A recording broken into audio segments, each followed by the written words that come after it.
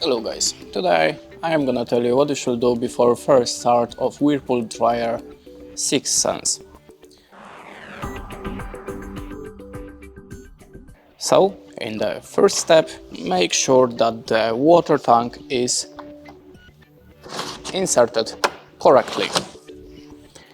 In the next step, make sure that the drying hose on the back of your dryer is fixed correctly. The dryer must be installed in the room with the temperature between 5 to 35 degrees of Celsius to ensure proper operation.